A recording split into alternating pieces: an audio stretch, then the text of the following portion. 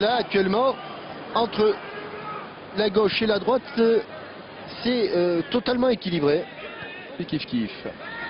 Allez Henri. Anelka, elle est belle. Maintenant, Gignac, exactement le même but. Thomas Chalet le même. et c'est la délivrance avec le but du Toulousain André-Pierre Gignac qui vient saluer tout le monde, tous ses potes. C'est sympa. Et au départ, une très belle action, Henri Anelka avec André-Pierre Gignac à la conclusion. Topik en forme du but du match aller avec une frappe en pivot. Ça, c'est pour Anelka. C'est pas un centre classique, un centre à terre. C'est là qu'ils ont le plus de problèmes. Son deuxième but en bleu, il a pu se retourner. Il faut monter, hein. Jakobsen est là. Beau aussi. Tout comme Gregersen. Il y a des gabarits. Ah, c'est là. Oh là là là là là, quelle négligence. Oui, parce que Jakobsen. certes, ce ballon n'était pas facile à prendre, mais il était quand même bien seul là. Et Gignac face à trois joueurs. Gignac tout seul. La frappe cadrée. Le but. Le doublé. Oh, qu'il est beau celui-là.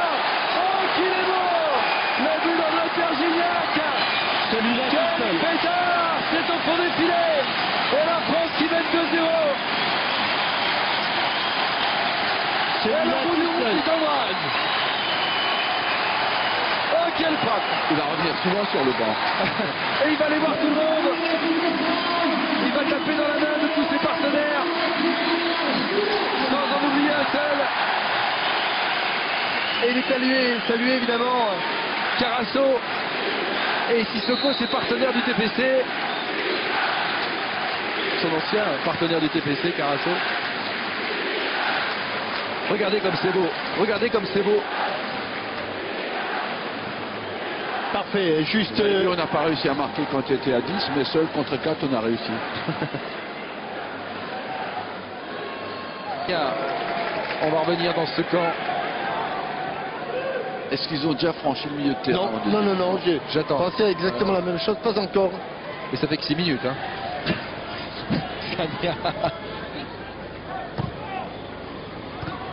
Centre. Gignac.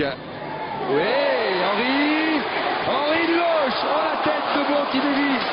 Ballon en corner. Et il y en a un qui est très content aussi d'arbitrer ce match, c'est le directeur de jeu. Hein, parce qu'il n'a pas beaucoup à courir. D'ailleurs, on peut se faire la réflexion aussi pour les joueurs des Impériaux. Ils restent dans leur 30 derniers mètres, donc ils ne courent pas tellement. Henri. Attention, elle est bonne, elle est bonne. Allez, Gallas, c'est 3-0. La 3-0, William Gallas. Il était monté. Elle est bonne. Le joueur d'Arsenal. Il est toujours là au deuxième poteau. C'est un ancien attaquant, il a le sens de la trajectoire lui aussi. Et vous l'a fait Arsenal plusieurs fois. Il l'a fait souvent. Et voilà le 3-0, le sourire de l'équipe de France. Avec un Mikkelsen qui est là encore resté totalement planté sur sa ligne de but. C'est le troisième but de William Gallas avec les Bleus. Et voilà, il est venu au deuxième poteau. La balle est contrée au départ et Mikkelsen qui a quand même le temps de sortir mais qui ne l'a pas fait et qui prend ses ballons entre les jambes. C'est incroyable, même dans les 6 mètres. Oui. Et vous l'entendez sans doute, les supporters du stade de Roudour.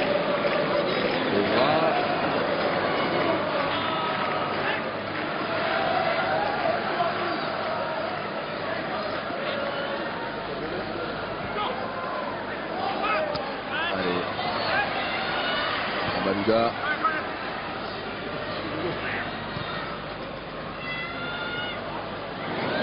L'équipe de France en novembre aura vraiment besoin de tout le monde, de Johan Gourcuff, de Franck Ribéry, Karim Benzema peut-être.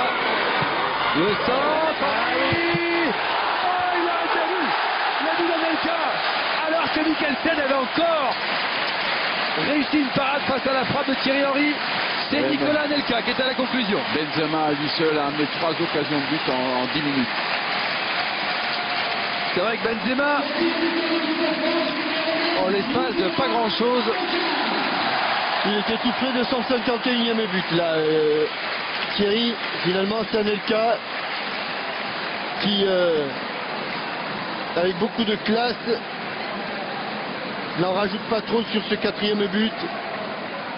Il pousse le ballon de la semelle et Regardez, passe à deux joueurs du centre. Et il avait encore réussi un arrêt de grande classe là, Mikkelsen. Il est bizarre, il fait des arrêts tout le temps en tombant en arrière.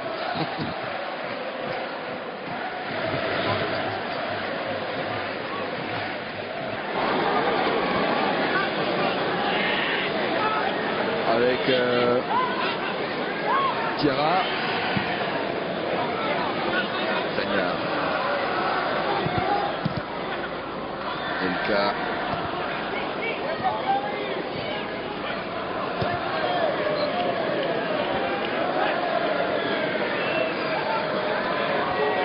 Oui, le décalage est fait. Le décalage est fait. La 5e, Karim Benzema, qui avait donné 3 bons ballons, marque le 5e but pour l'équipe de France. Ah, il est temps que ça se termine pour les îles Féroé. Les dernières minutes sont dures, mais on est content de voir Karim Benzema marquer avec les Bleus. On est vraiment content pour lui. Il a le sourire, c'est comme ça qu'on veut le voir. C'est son 7e but en équipe de France.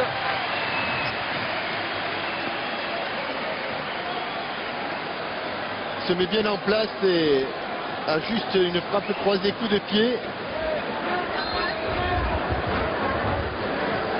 Un peu à la manière de Gignac pour son second but.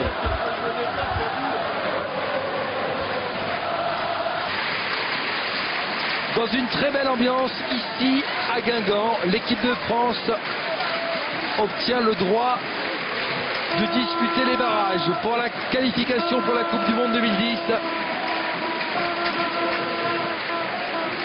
Ça va être évidemment très compliqué pour l'équipe de France en novembre. Le mois de novembre s'annonce très chaud.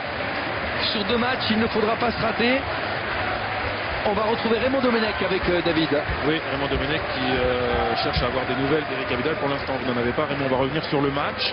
Il y a tout eu, il y a eu des buts, il y a eu la manière et un public formidable ce soir. Je pense que c'est souvent lié. Quand les joueurs sentent qu'il y a une vraie poussée, mais c'est eux qui avaient créé cette envie de voir l'équipe de France avec les matchs contre la Serbie et contre la Roumanie déjà. Et aujourd'hui, il y avait une super ambiance et les joueurs avaient envie de montrer quelque chose et de faire ce qu'il fallait pour se dire on ne sait jamais ce qui va se passer dans l'autre match. Eux ont fait ce qu'il fallait, bah, tant mieux, mais c'est dommage. Alors l'équipe de France a gagné son ticket pour les barrages. Est-ce que c'est une déception pour vous finalement de n'accéder qu'aux barrages? Non, les déceptions, c'est les points qu'on a perdus avant. Maintenant, les barrages, on y est, on va faire quelque chose. Voilà, c'est pas la déception. Titi le disait hier, c'est si on n'est pas qualifié, mais on va se qualifier. Ce match de mercredi contre l'Autriche, c'est une vraie préparation pour les barrages, pas de démobilisation. C'est un peu les deux. C'est en même temps une préparation, mais c'est en même temps le moyen aussi de faire souffler les joueurs, peut-être, parce qu'il y en a qui vont répéter, il y a les matchs de Champions League qui arrivent, il y a 2 matchs, plus les matchs de championnat, plus certains matchs de coupe dans des pays. Donc il y a des joueurs qui vont avoir besoin de souffler aussi. Ok, merci Raymond.